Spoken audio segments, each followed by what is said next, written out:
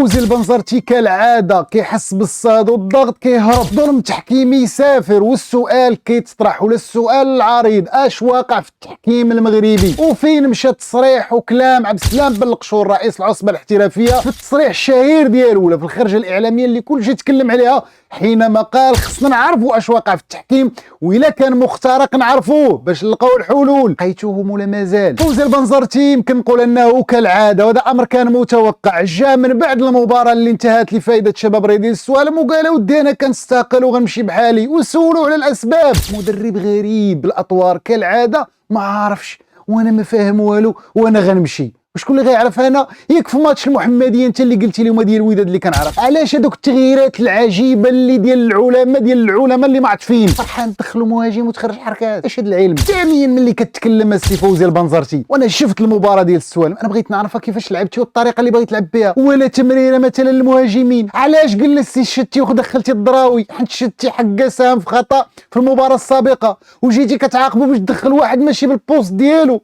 وملي عندك فرحان واجد علاش ما تجيبش قادرين يلعب في اليسار وتلعب فرحان؟ علاش هاد الاخطاء كامله وهاد العلم كامل؟ ولكن المشكل ماشي فيك، المشكل في اللي جابك بعد ما مشيتي واحد المده لتونس وقلتي داكشي اللي بغيتي وقلتي بان الوداد ما عندهاش اداره كتدافع عليها. وهنا غنربطها بموضوع التحكيم. بالله عليكم الحكام انا بغيت نفهم اش هاد القرارات وليتو كديروا. بغيت نعرف فين غاديين.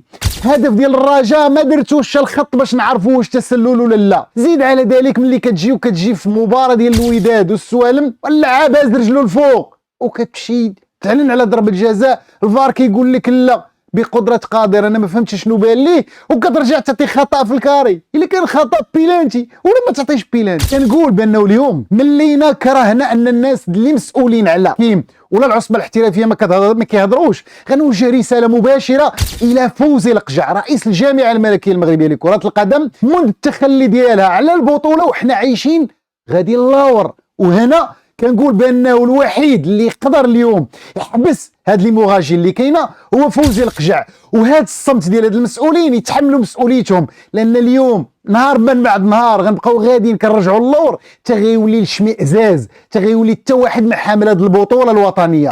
والا كان المشكل اننا خصنا حكام اجانب نجيبوهم بركه علينا من هاد العشوائيه، لان من غير المقبول كل دوره خاصني نعيش على قرارات تحكيميه غريبه وباش كنبردوا ونكالميو نخرجوا نديروا فيديو السلام عليكم هنا اخطاء الحكم وكان عليه ان يعلن ضربه جزاء. شنو ذنبي انا اللي ضعت في جوج ديال النقاط ولا ثلاثه؟ خاصنا اليوم نكونوا صارمين من اجل تطوير الكره، خاصنا نكونوا نطبقوا القانون وخاص المسؤولين يخرجوا يوضحوا علاش هذا الخلل، علاش المشكل في التحكيم، اشنو واقع. الا كان المشكل ما بين الحكام كل واحد كيبغي له حل واحد نعرفوا علاش. الا كنا خصنا نبدلوا المنظومه نبدلوها، اما نبقاو غاديين بديك السياسه ديال كم من حاجه قضيناها بتركها وحق اليوم غنهضروا راه غنبرمجوا الدوره الجايه كلشي غيدوي الدوره الجايه ونساو الماضي. راكم كتخربقوا وكتخرفوا والمغرب اليوم كياكل الدق على حسابكم انتوما، لان هذه البطوله غاديين بها للوراء وكلشي حاضينا وحنا مقبلين على تنظيم تظاهرات كبرى. فاليوم رساله واضحه بركه، اليوم خصنا نعرفوا شكون اللي كيساهم في هذه الاساءه للكره المغربيه واللي كيساهم اخوي. خلي الناس اللي عندها ما تعطي لهذه البطوله بغينا ولا كرهنا. كاينين الكفاءات لكن سادين عليهم ومخلي الاخرين خدامين.